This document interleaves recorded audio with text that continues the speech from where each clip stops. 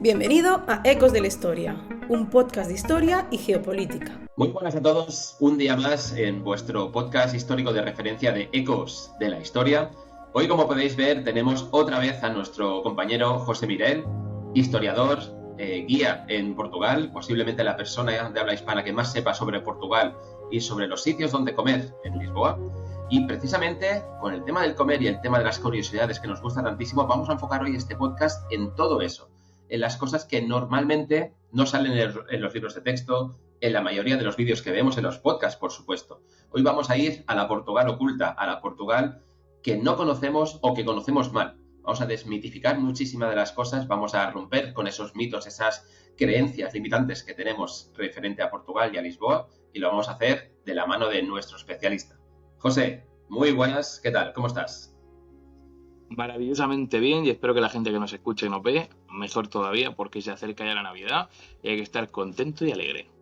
Venga, no sabes la ilusión que me hace hacer este tipo de podcast, sobre todo cuando rompemos todos esos mitos, esas cosas que siempre habíamos escuchado y que nos damos cuenta de que no eran reales. Sin más, vamos al lío. ¿Cuál es la primera cosa que vamos a romper hoy? Y cuenta que son las 12 de la mañana y tengo hambre. Vamos con algo de comida. A ver, vamos a empezar por romper algunos de los mitos que tenemos siempre flotando en el ambiente, aquellas cosas que nos llegan en cuanto pisas Portugal, lo primero que te dicen cuando vas, ese tipo de cositas de cómete un pastel de Belén, error, ese cómete una francesiña, no estás en el sitio, ese quizá si vas a tal convento te vas a aburrir porque no hay nada que ver, todo ese tipo de cositas. Vamos a intentar romperlas un poco y vamos a darle una imagen diferente a Portugal para que de aquí en adelante pues seáis verdaderos expertos y no piquéis de guiri. Que para el que no se entienda, un día explicaremos de dónde viene ese origen de lo que en Latinoamérica suele llamarse gringo a todo el mundo que viene de vacaciones sin tener ni idea de dónde está. Vamos con la guía rápida para no hacer el guiri si quieres. ¿Qué es eso de que no tenemos que comer los pasteles de Belén? Yo el otro día me quise vestir de pastor para ir a Belén a comer pasteles. ¿No lo hice bien? A ver, Belén es un barrio que queda a las afueras de Lisboa, que, cuidado, en su día sí era un pueblo, de hecho es el puerto del imperio, allá donde fue Colón 1000 veces a encontrarse con el rey a pedirle dinerito y al final pues fue Isabel de Castilla, que no había visto un barco ni en pintura, pero bueno, ahí está, dijo, ve. Y claro, aquello que ahora es un barrio, en su día fue una zona muy importante y una zona de conventos. Y claro, aquellos conventos se ven ante un problema en el siglo XIX porque tenemos las guerras liberales, justo después de que Napoleón diga de irse de vuelta a Francia, pues resulta que tenemos una guerra civil, liberales absolutistas, un jaleo político muy grande. Cuando acaban, María II vuelve al trono, por fin, como reina liberal, y en cuanto termina aquella guerra y vuelve al trono, lo primero que hace es buscar a sus enemigos. ¿Quién ha estado en su contra? Y en su contra, entre otros, pues ha estado la mayoría de las órdenes religiosas portuguesas. Y lo que le dice es que, bueno, pues unas vacaciones, que se vayan del país. Y claro, esa gente tendrá que comer de algo. Y todos sabemos que en los conventos, pues las monjas y los monjes, cuando vamos ahí a comprar, pues compramos sus yemas, sus cositas, sus pastas. Vale. Claro, a partir de esta situación, un grupo de monjes, en 1834, si no recuerdo mal, va a ir a un local cerca del monasterio de los Jerónimos, donde su día estaban, y van a montar pues lo que hacían, para vender pues pastelitos, sus cositas. Pero en 1837 un empresario portugués que estaba afincado en Brasil haciendo sus negocios por allá, vuelve a Portugal, ve este negocio, le interesa, invierte y se lo queda. Se queda esto y se queda la receta tan famosa y tan secretísima que tiene el pastel de Belén original. Y claro, a partir de aquí, este empresario le va a ir dando bombo y esto va a pasar de generación en generación. Aquel pastelito, ese de canela, leche, huevo, limón, si no me equivoco, lleva también, y todo metido en un hojaldre. Está muy rico y es una de las bases de la cultura portuguesa casi que sin duda. Pero es un pastel de nata, no es un pastel de Belén. Pastel de Belén es solo una marca comercial. pastel de nata son todos. Eso es el primer error que comete la gente cuando llega a Portugal. O sea, tenemos como un Tipex, un Celo, un Kleenex, ¿no? Una de estas marcas que ha hecho, que se ha quedado ya como el nombre del mismo producto. Bueno, pues a mí me gusta decir en los tours que es como la Coca-Cola. No todo lo que sea negro y con burbujas es Coca-Cola, pero todo lo llamamos Coca-Cola. Correcto. Bueno, al final los dioses del marketing son poderosos. Efectivamente. La francesiña, decías que también tenía su ¿qué? ¿No hay que comer francesilla cuando se va a Lisboa? La francesiña es del norte igual que la paella es de Valencia. Ahí está la cuestión. Te puedes comer una francesiña perfectamente, o unas tripas, que también es una cosa que suena horrible, pero es una cosa muy típica de Porto, que está muy rica también. Y claro, una francesiña tiene que ser en el norte, porque te puede saber buena, pero no es lo mismo. Y como te digo, no te comas una paella en Galicia, por muy buena que esté, porque no es valenciana. Bueno, a cada sitio hay que darle su cosa típica, por mucho que después no queramos probarlo todo cuando vamos a un solo destino. Claro. Bien, vámonos ahora. Bueno, estamos hablando mucho de Lisboa. Lisboa porque es la capital, obviamente, de Portugal, lo sabemos todos. ¿Es la capital de Portugal? ¿Es la verdadera capital de Portugal? Pues ahí tengo una pequeña duda. Claro, aquí hay una duda razonable, muy técnica, ¿vale? Es un caos técnico de manual, pero sí es cierto que siempre se ha dicho que cuando Alfonso Enríquez, Alfonso I, el primer rey de Portugal, traslada su capital, recién nacido el reino, de Guimarães a Coimbra, aquella ciudad universitaria, la Salamanca de Portugal, muy bonita también de visitar. Pues resulta que a partir de ahí, cuando se traslada tiempo después, ya un par de siglos después, la capital a Lisboa, a nivel práctico, porque es lo que sigue siendo, están todos los poderes aquí reunidos y es donde se ejecuta todo, no se hizo un cambio formal. A nivel legal, nunca se hizo el cambio formal y en Coimbra todavía sigue habiendo gente que reclama que, de facto y según la ley, la capital real de Portugal sigue siendo Coimbra a día de hoy. Es una chorrada, pero técnicamente es así. ¿Y por qué no lo cambian a nivel jurídico? Pues una de dos. O es cuestión meramente inútil o flaca, porque tampoco es algo que sea relevante. De facto, la capital de Lisboa para todo el planeta, la capital es Lisboa, punto. Es Lisboa, correcto. Pero también tiene un componente de ese puntito morboso que atrae al turismo y el turismo sabemos lo que da. Ya. Es un puntito regionalista también que tiene. Bueno, para quien no lo sepa, ¿dónde está situado más o menos Coimbra? ¿Está más al norte, más al sur de Lisboa? ¿A cuántos kilómetros más o menos? Coimbra es norte, aproximadamente un par de horas de tren de Lisboa. Está cerquita de Porto, Braga, Guimarães, toda aquella zona que es el origen real de Portugal, que es lo que hablábamos en el otro podcast. Aquel origen en el norte para luego conquistar hacia lo musulmán.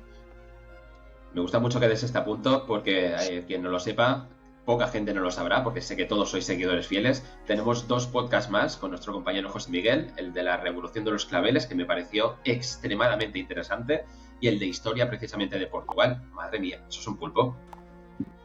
Ay, bueno, qué malo es hacerse mayor y no reconocerlo. De Azores. Regalito de Azores. Regalito de Azores. Me encanta. Bueno, ten cuidado con lo que estés bebiendo. No sé si es café, si es té, pero en cualquier caso espero que no esté envenenado, porque no sería la primera vez que alguien muere envenenado en Portugal. Cuéntanos. Juan VI. Por ejemplo. Pobrecito mi Juan, porque este no salía en Aquí no quien viva, pero el pobre hombre vivo ya no está. Y es que resulta que este señor, que es padre de Pedro IV, el mismo Pedro IV que independizará después Brasil, que supuestamente está en la plaza que le da nombre, que en Lisboa llamamos Rocío, y que a lo mejor tampoco es Pedro IV, y que tenga más que ver con México que con Portugal. Vale. Vamos a hacer un paréntesis, que esto me parece muy interesante. ¿Cómo que no es Pedro IV y que está emparentado con México? ¿Qué significa eso? A ver, Una de las teorías que hablan de que aquella plaza Don Pedro IV, la famosa plaza de Rosío, la plaza principal de Lisboa, tiene en medio una columna, en lo alto aparece la estatua de Pedro, o eso dice la placa. Pero, teóricamente, o según la leyenda, el verdadero personaje que se encuentra ahí arriba no sería Pedro, sino Maximiliano de Austria, emperador de México. ¡Ostras! Claro. ¿Y por qué? Esto vendría a razón de las guerras napoleónicas. Tenemos el lío de María II, llega rey Juan VI, se va a Brasil, en Brasil se acabará quedando el hijo Pedro IV, que independiza Brasil, luego vuelve cuando muere el padre, que ahí llegaremos ahora, y mete la primera constitución portuguesa, se lo agradecen mucho, pero entre líos a líos ve que viene una guerra civil, que se alía, que no se alía, que Porto y Lisboa se llevan muy mal, y que aquí a Pedro IV lo adoran en Porto. Pues parece ser que después de que la revolución de Benito Juárez, tiempo ya después, saliera bien y acabaran matando al propio Maximiliano en México, una estatua que iba dirección a México, suya, viniendo de Francia, si no me equivoco, tiene que hacer escala en Lisboa y en el puerto pues permanece un tiempo almacenada porque ni la quieren los franceses ni les hace falta a los mexicanos. Hasta que algún genio pues decidió que, bueno, ahí hay una columna vacía, se daban un aire. Tú ponla, no creo que nadie se dé cuenta. Así que, un aire. Y claro, un aire ya digo yo que no se daban. Ya. Pero ahí sigue el hombre, sea o no sea él, yo para mí es mi querido amigo Maximi Pedro IV, cada cual que elija su cambio. Que coja uno o que coja el otro. Bueno, pues volvemos después de esta súper anécdota de la columna que no sabemos quién narices es. Juan VI, ¿qué le pasó a este buen hombre que sabemos que está muerto por razones naturales, por razones un poquito menos normales? ¿Qué les pasó? A ver, de primera Juan VI está muerto, estamos seguros, porque esto fue en el siglo XIX, claro. Por narices, el hombre tiene que haberse muerto. Pero, hombre, bueno, la reina Isabel de Inglaterra nos dio alguna pista de que lo mismo podía durar más, ¿eh? Resulta... pero ya dijimos en otro podcast que la reina Isabel era un reptiliano, no era una persona normal, así que no sé si en Portugal también había de estos. Muy probable. Pues resulta que Juan VI, el padre de este Pedro, va a llegar a tener uno de los reinados más incómodos y turbulentos de la historia de Portugal. Y mira que en Portugal tenemos el fado por bandera. Así que fíjate lo turbulento que tuvo que ser para que esto fuera destacable. Vale. El hombre ya de primeras llega al poder en una situación europea complicada, porque hay un chico bajo, francés, corso, con mala leche y con ganas de liarla, un tal Napoleón Bonaparte. Y durante su reinado, claro, a este hombre le va a tocar salir por patas, porque el objetivo cuando nos invaden a nosotros los españoles, yo no estaba, si lo pillo lo reviento, cuando nos invaden... Resulta que se te está poniendo la cara de empecinado. Sí. Además me dio una idea, ese sí. Sí. Claro. Aquella la idea era originalmente atacar Portugal. Y lo hace. De hecho, hace un desastre en Portugal. Y el pobre Juan pues agarra su corte y se marcha a Brasil. En Brasil le va a ir muy bien. Está muy a gusto, tiene ahí su harem de mulatas. Y esto no es broma. Y resulta que, claro, el hombre cuando termina la guerra, ganan y le dice Portugal, su corte y su gente, vuelva usted. A lo que este dice, yo estoy muy a gusto aquí. Al final le acaban forzando a volver, vuelve toda la familia menos Pedro. Claro, Pedro le acaba robando Brasil, poco después. No tiene ejército, viene de una guerra larga. Está muy complicado todo como meterse en una guerra, que lo plantea, pero no se acaba metiendo en una guerra con el hijo, firma un tratado, todos somos amigos. Después de perder Brasil, que era una fuente económica descomunal, de oro sobre todo, y de diferentes materiales evidentemente, y de personas, pues una vez que el hombre tiene que huir de Brasil, tiene que perder Brasil, bueno, más o menos se estabiliza, pero aún con todo tiene muchos enemigos políticos, muchos rivales y sobre todo mucha gente en su contra por la cantidad de desastres que arma. Y claro, en 1826 el hombre se va a comer al famoso monasterio de los Jerónimos, el que tenéis en Belén, que lo visitaréis si venís por aquí, estoy seguro. Y claro, el hombre va a ir a comer, después de la comida empieza a sentirse mal, y durante varios días pues está con vómitos, desmayos, mareos, fiebres. Los médicos hacen lo imposible, pero no encuentran el qué está pasando aquí, Hasta que un día, bueno, una noche, cuando parecía que el hombre mejoraba, pues amanece muerto. Nadie entendía qué pasaba. Llegaron a insinuar que podía haber sido envenenado, pero como nunca se supo, pues si no, y al final pues se dejó pasar. Hasta que en el año 2000, unos investigadores, arqueólogos portugueses, consiguieron permiso para abrir la tumba de este pobre Juan. Y resulta que, como todavía tenían sus vísceras en conserva. Sí, una especie de conserva, sí, algo así. Los rehidrataron los órganos, sobre todo el corazón, les sirvió mucho porque por el paso de sangre y demás. Y hicieron ahí una serie de análisis, y aquellos análisis dieron que tenía una cantidad de arsénico en el cuerpo suficiente para matar a 2 personas, a 2 varones adultos. Así que sí, efectivamente había sido envenenado. Para dejarlo claro, el arsénico en teoría no es uno de los ingredientes que se utiliza para el pastel de nata de ahí en Belén, ¿no? Seguro que en algún sitio sí, pero casi mejor no vayas, no pruebes. Vale, por si acaso. Porque, bueno, mejor que no. Hemos comido cosas muy malas, pero por si acaso. Bueno, seguimos un poquito con Historia de Reyes, que al final son las más jugosas, ¿no? Que siempre hay cositas interesantes. No nos vamos ahora tanto, si quieres, al tema de envenenamientos, vamos a algo más bonito, ¿no? A una historia de amor. Cuéntanos. De amor y castración. Y aquí nada bien, nada va bien. Ya la has jodido. Yo pensaba que íbamos a hacer una parte bonita y castración. Venga. Portugal. ¿Qué ha pasado? Portugal. A ver, Pedro e Inés, uno de los mayores cuentos de amor de la historia de Portugal y te diría de la historia de la humanidad. Es una de las historias más bonitas y tétricas que se pueden contar. Es una historia muy linda, basada en un rey, Pedro I, que el hombre pues estaba casado, siendo príncipe todavía, con Constancia de Villena, una castellana. Pero, claro, sabéis que los reyes no se casan por amor, mayormente. Y razones de Estado. Sí, razones de Estado, efectivamente, Corina. Pero es que resulta que el hombre se ha encaprichado de una de las doncellas de su mujer, una tal Inés de Castro. Y aquella Inés, maravillosa ella, también se enamora de Pedro.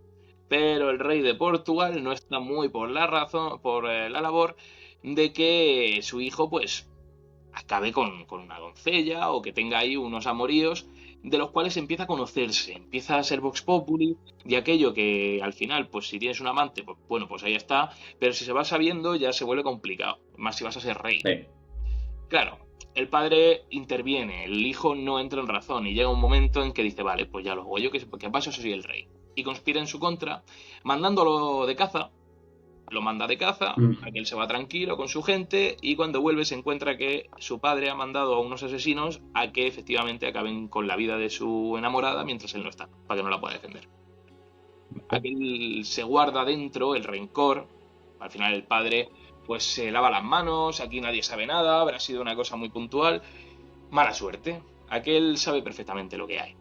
Y pues espera pacientemente hasta que cuando su padre muere, él alcanza el trono. Estamos hablando del siglo XIV, Edad Media, todo muy romántico. Alcanza el trono y lo primero que manda a hacer es, bueno, primero ya no está con Constanza, os podéis imaginar.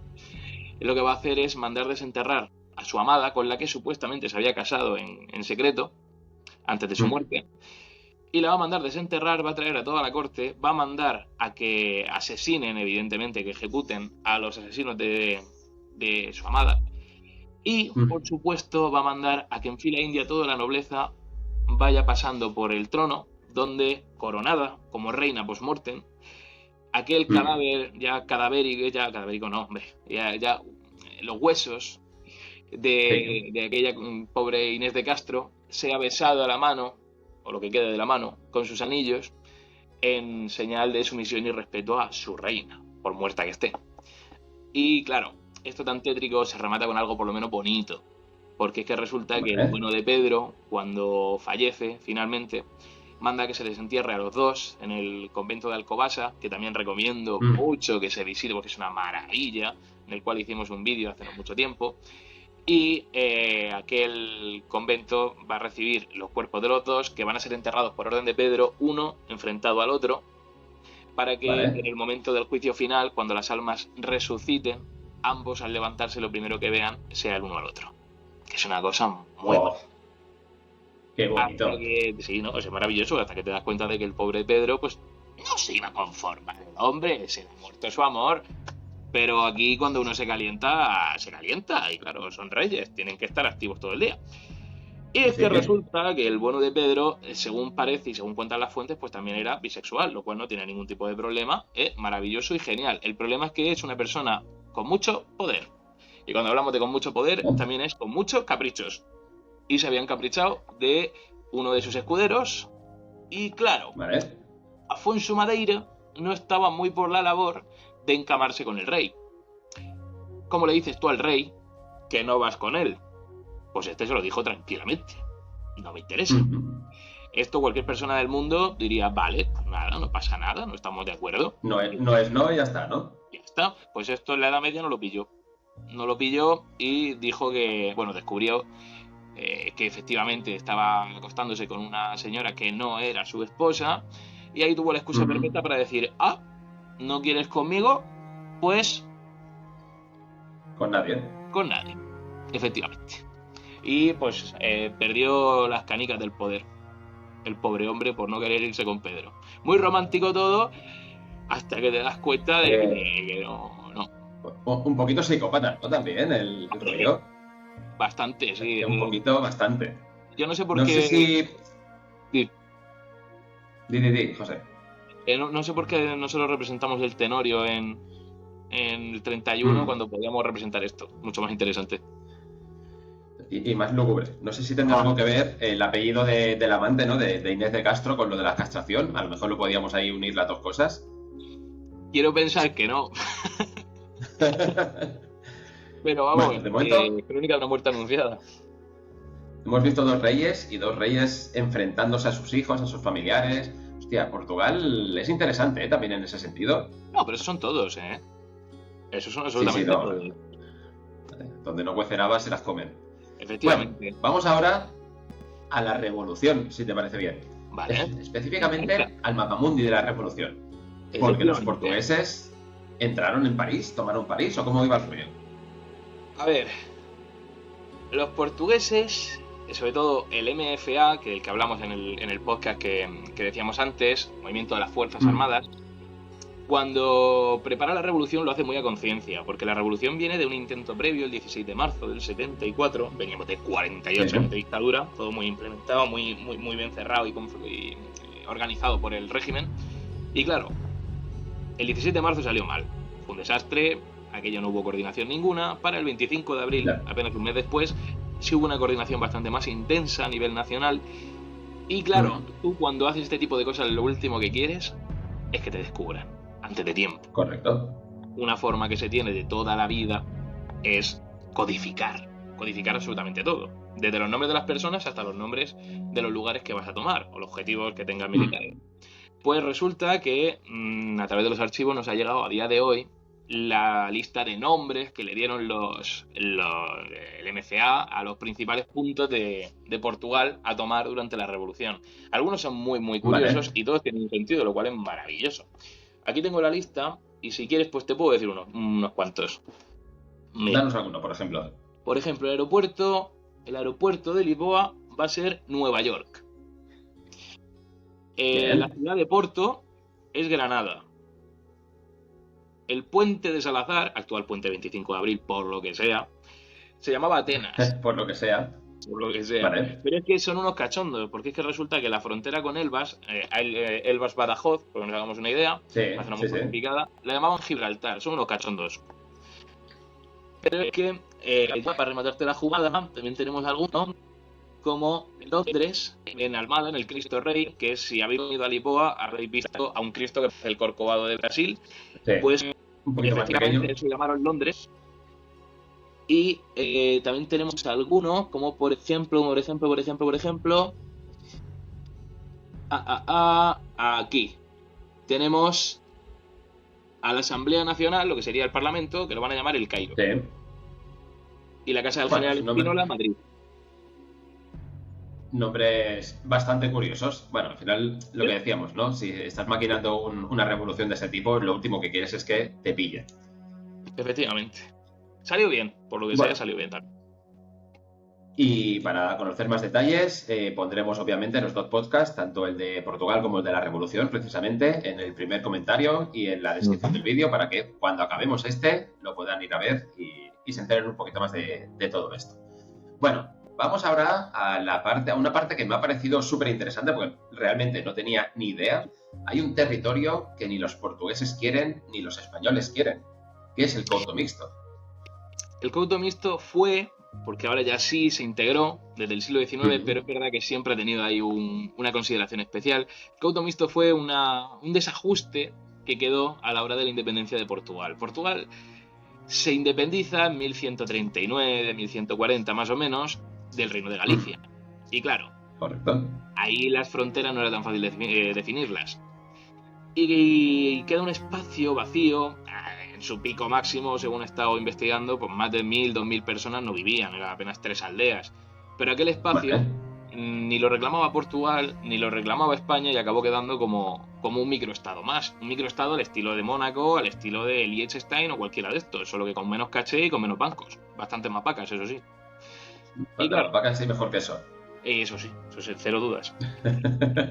Y claro, resulta que aquella zona va a convertirse en un foco evidente de contrabando, de lugar donde, por ejemplo, si un delincuente, un asesino, cualquier persona de esta calaña necesita huir o necesita esconderse, pues se esconde en el Couto Mixto, ni le va a encontrar uno ni le va a encontrar el otro.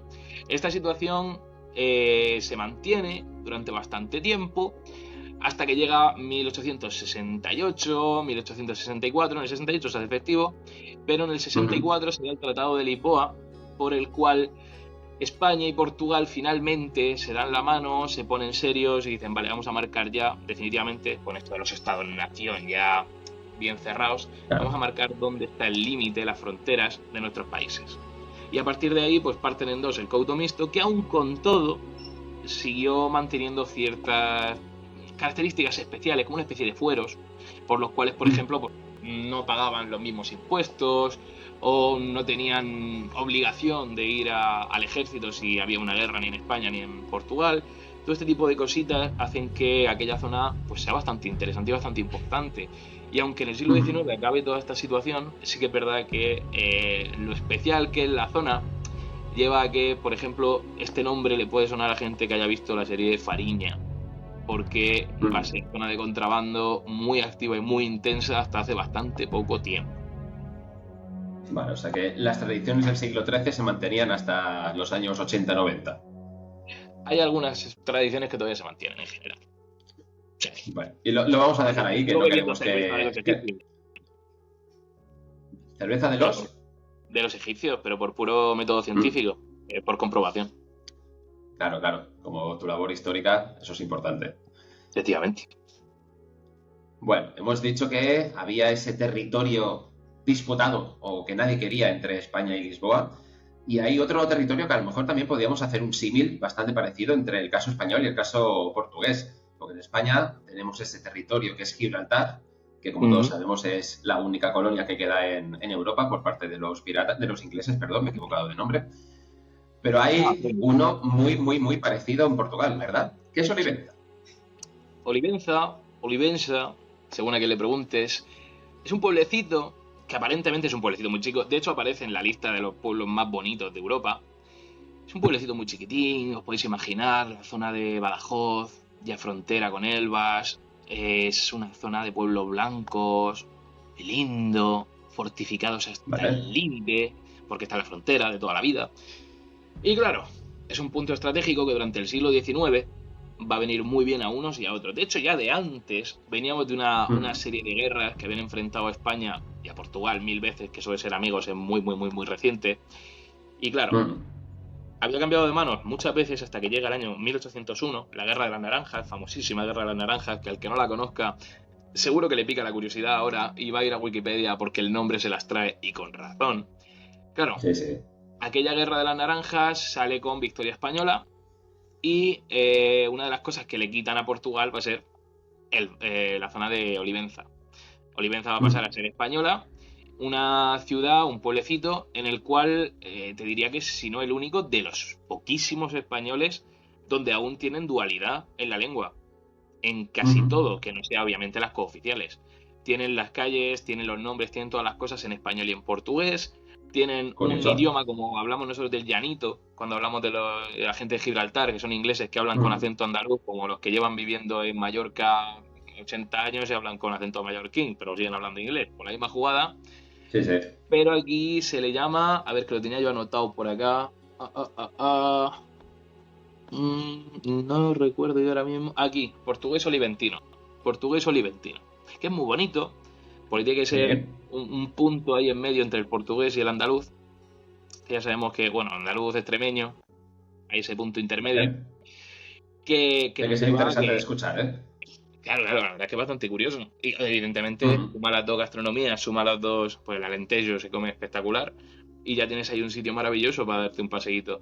Pero claro, le pasa esa cuestión similar a lo de Gibraltar, aunque no es tan sangrante. Es verdad que es una baza política que van a esgrimir pues, todo aquel que tenga necesidad o posibilidad de armar alguna bulla, algún jaleo, sobre todo en situaciones políticas. De sacar rédito político. Exacto. De hecho, pasó hace poquito tiempo. A la gente no le duele tanto, yo creo que a los españoles nos duele bastante más el tema de Gibraltar, pero la mayoría de los portugueses o no conocen Olivenza o les da un poco igual. Pasa que cada poco sale esa bandera. De hecho, el ministro de Defensa, si no me equivoco, fue el último este verano en salir en televisión a decir que no se olvidan de Olivenza, que Olivenza es portuguesa y que vamos a rendir cuentas y tal. Se acercaba la campaña política. Ya está, se acercaba a las elecciones y tocaba. Pero en el momento que pasan las elecciones ya no le interesa a nadie. Efectivamente, lo único que derivó de esto fue una campaña publicitaria muy graciosa, si no me equivoco era de Meo o alguna de estas telefónicas portuguesas que fue allí a llevar su línea telefónica a Olivenza y luego puso carteles de sea o no portuguesa, Olivenza pues tiene conexión. Bueno, nivel de marketing está bien. Sí. Pero también te digo, por muy bonito que sea, pobre blanco y tal, no tiene los monos que tendría que ser nuestros, que hay en Gibraltar. Efectivamente, bueno. Pero tiene cabras muy hispanas también. Pues nos has dado un punto de interés muy, muy interesante, para que sea la redundancia, para cuando vayamos de turismo ahí a Lisboa, a Portugal en general. Pero claro, a mí me pasa mucho, ¿no? Yo cuando visito un país quiero tener mucho conocimiento, ver las cosas bonitas, ver los platos típicos, pero me da mucho miedo hacer las turistadas. No me gusta ser un guiri, no me gusta ir con chanclas y con calcetines hasta arriba al lado de la playa. Danos, tú que tienes todo el expertise del mundo como historiador y como guía oficial de ahí de Portugal. Y como comilón también. Y como comilón. No lo hubiera dicho, pero bueno, eso es una cosa tuya. Danos una guía rápida para no ser un guiri per se cuando vayamos a nuestra visita a Portugal. ¿Qué tenemos que hacer? ¿Qué no tenemos que hacer? ¿Qué es verdad? ¿Qué no es verdad? ¿Qué nos dices? A ver, vamos por partes. Lo primero lo hemos descartado rápido. El pastel de nata está en todos lados. Y es pastel de nata. Venga. Punto. Perfecto. Y a la hora de pedirlo, siempre estaría bien. Lo primero, si no te gusta, no le pongas. Pero lo primero, canela por encima. Siempre ofrecen azúcar glass. Lo veo excesivo. No hay corazón que aguante eso. Vale, pues tu pastelito puede ser por la mañana, por la tarde, por la noche, para desayunar, para medianoche, pero ten en cuenta que es muy calórico, cuidado la broma, y se acompaña o con un cafetito, bien, pero también puede acompañarse con una gingiña, que es un licor maravilloso a base de guinda, muy dulce, muy rico y que entra como el agua. Cuidadito con él, que puede llegar a tener 23-24 grados. Cuidadito que no te enteres. Sí, José. También se puede acompañar con un poquito de porto, que también está muy bien. Eso por un lado, a nivel general. Si tiramos para el norte, tenemos varias ciudades y varias regiones y zonas donde tenemos platos muy típicos, que para esto, pues evidentemente, como yo no vivo en el norte, tiré de amigos de allí, que me hicieron un barrido rápido, más lo que yo ya he probado. Decíamos de Porto, la francesiña y las tripas, eso estamos de acuerdo, tiene mucha más gastronomía, pero quizás lo más famoso para cuando vas de turismo sea eso, las tripas, que no está mal, vale, suena horrible, pero no está mal. Y la francesiña.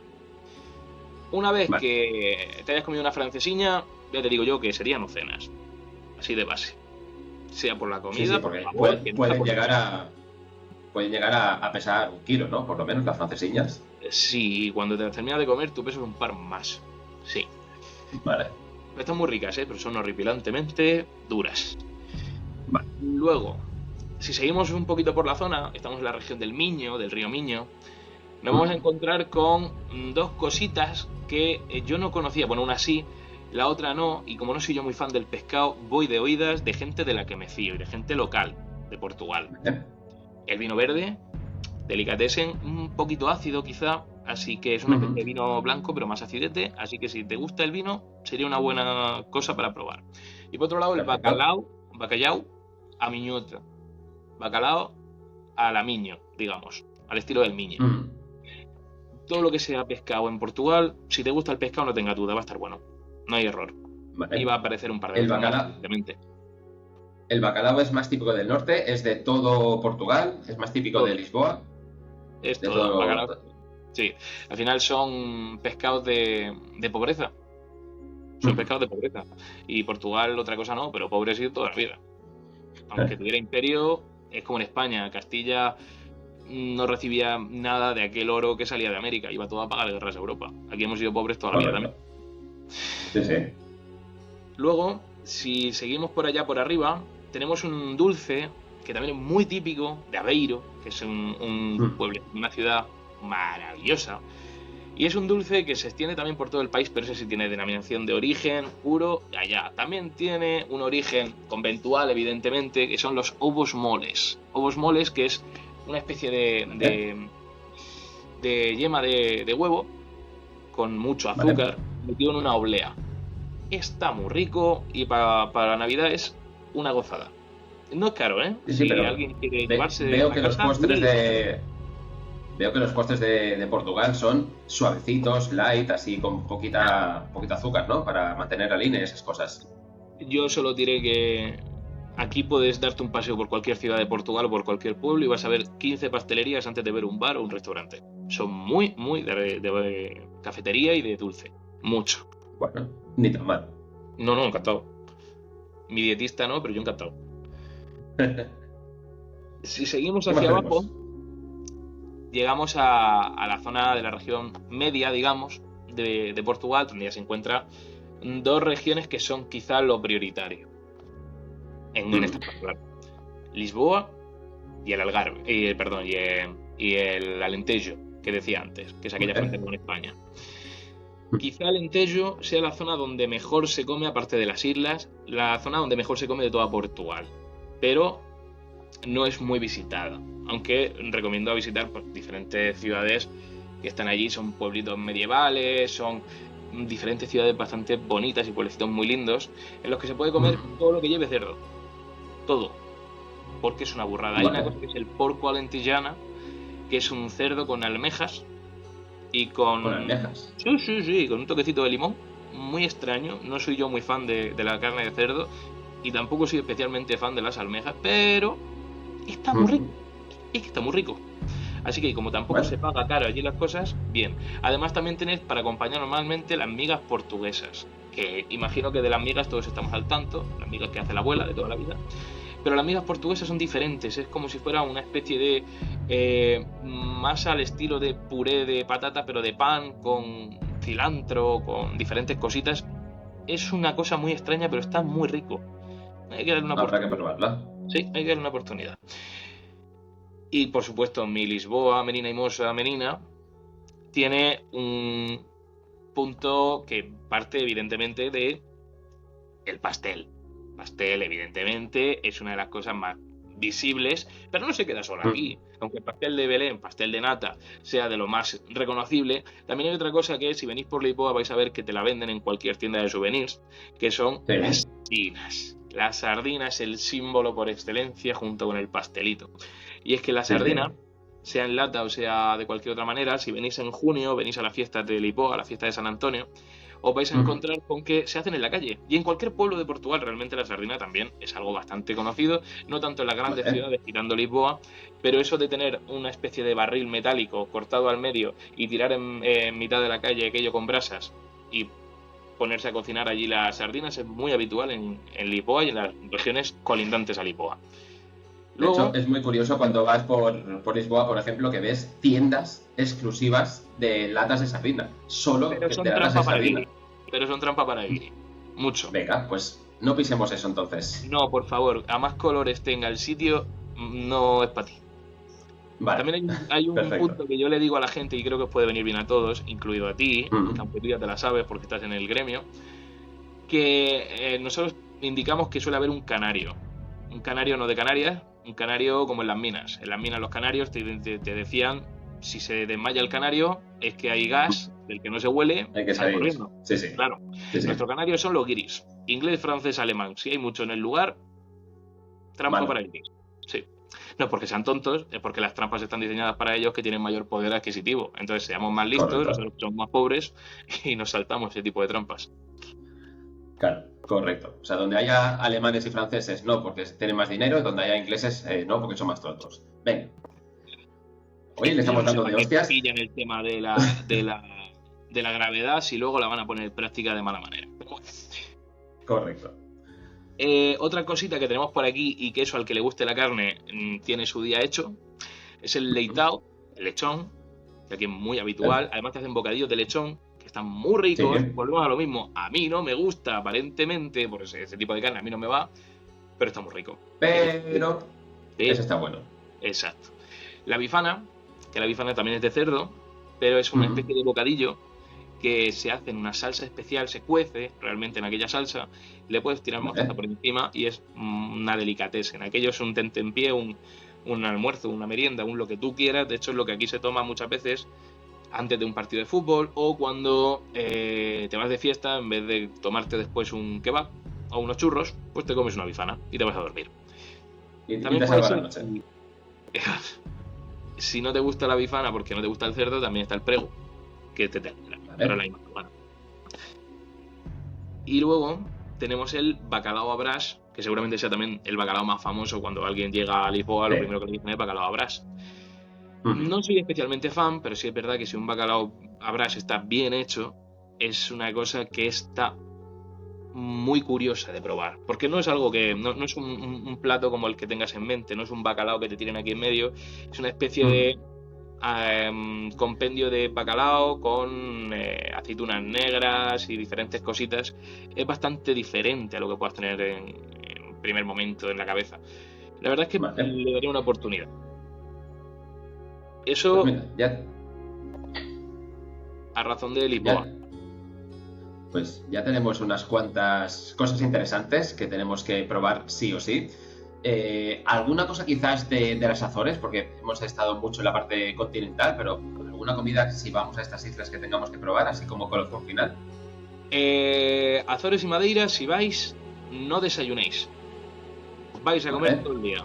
Es una barbaridad. Es el de los mejores sitios donde he comido yo en mi vida y cada vez que puedo me escapo para allá. Siempre que podáis, id. Porque allí, para empezar, el mejor queso, la mejor leche...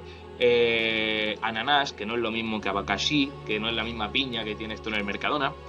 El ananás es una piña más dulce, es una piña diferente, no es que te valga la pena pagar una barbaridad más por él en el supermercado, pero sí vale la pena probarlo, es típico y único de allá. Y por supuesto también está la ternera, porque si el queso y la leche de vaca están buenos, imagínate cómo estará la ternera. Y tenéis ahí bolos lévedos, cocidos furnas, que son unos cocidos que hacen en las furnas, que son básicamente una especie de salidas volcánicas, son islas volcánicas, donde la gente va a bañarse, son termas, y donde en otras de ellas, aprovechando el calor de aquellas furnas, cocinan la comida. Y hacen una barbaridad, está riquísimo. Ostras, eso tiene que estar bueno eso. Hombre, y además te lo tomas ahí sentadito, rodeado de montañas y con todo florido, es una maravilla. Y ya por último, Madeira. Madeira es viño da Madeira, millo frito, una especie de maíz frito, lapas, sorprendentemente, sí, suena raro, pero sí, las lapas son muy típicas también y están muy buenas, la verdad, y bastante baratitas. Espetadas de carne, porque si la carne está buena en Azores, os imagináis en Madeira. La maracuyá, que es el único sitio de Europa donde la producen. Y la banana de Madeira, aunque soy más fan de la canaria, pero bueno, son primo hermano y además están cerquita. Y el bolo de caco, que es un tipo de pan con el que pues te puedes hacer una hamburguesa o puedes hacer cualquier cosita, porque la verdad es que es muy, muy, muy polivalente y está muy rico. Y yo sea por el nombre, merece la pena probarlo. Me gusta. Efectivamente. Bueno, la verdad es que nos has dado un repaso muy, muy, muy interesante sobre algunas curiosidades de los reyes de la historia y sobre todo de lo que hacer y lo que no hacer y lo que comer y no comer, que me parece que al final es la mayor enseñanza posiblemente que podemos dar los guías, ¿no? Cuando Sí. nos viene la gente fuera a visitar nuestros destinos, el dónde ir, el qué no hacer y el qué comer. A partir de ahí, cualquier cosa que le digamos, creo que no nos tenemos más que ganados. José, absolutamente interesante el podcast de hoy. La verdad es que me ha encantado volver a verte. Nos vemos en el siguiente, sin duda. Un placer. ¿Algo que quieras matizar o decir para finalizar nuestra colaboración de hoy? Sed críticos. Tened en cuenta que el mundo está en vuestra contra la mitad de las veces. Pero siendo inteligente y no desconectando medio cerebro cuando te vas de vacaciones, vas a disfrutar el triple. Y recuerda, la comida, si está buena, no te busca a ti, la buscas tú a ella. Ostras, el mejor consejo que he escuchado últimamente. Muchas gracias, José. Muchísimas gracias a todos y, como siempre, un placer haberos tenido un día más aquí. Recordad suscribiros, dejarnos los comentarios, especialmente diciendo lo que os ha gustado y lo que queréis que hagamos a partir de ahora. Os escuchamos a todos, os leemos a todos y os respondemos a todos, que a veces nos sea un poquito complicado. Y hasta el próximo. Chao.